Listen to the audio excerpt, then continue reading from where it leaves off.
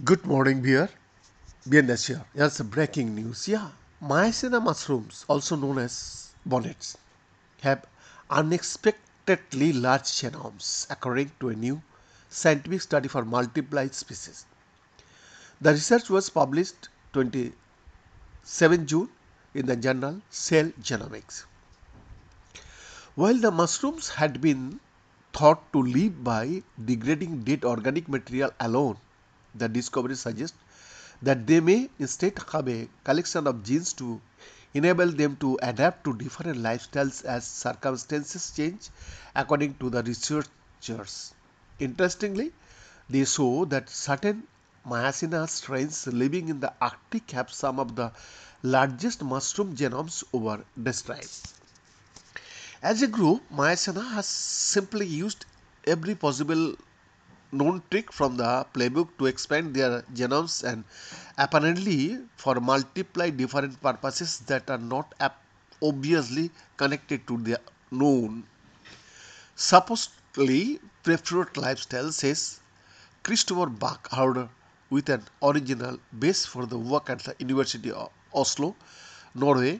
He served as the lead author of a 28% author team from university in 7 countries.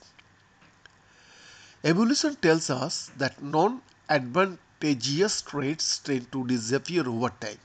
So an obvious implication is that adaptability and generalism in those large genome structures must be an advantage for these fungi, says Francis Martin of the INRAE and the University of Lorraine in Champignox, France. Yeah, this is despite the cost of having a large genome with lots of possible unnecessary features that must be replicated in each cell division. This may be particularly true in an extreme environment like the Arctic, as also seen in plants. The researchers set out to study Mycena based on their role as a main mushroom decomposer of litter and leaves in forest ecosystems.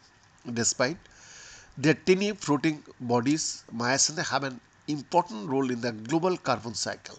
This group of mushrooms had long been thought to live purely on dead organic materials, but more recently it was found some species also make a living through cooperative or parasitic interactions with living plants.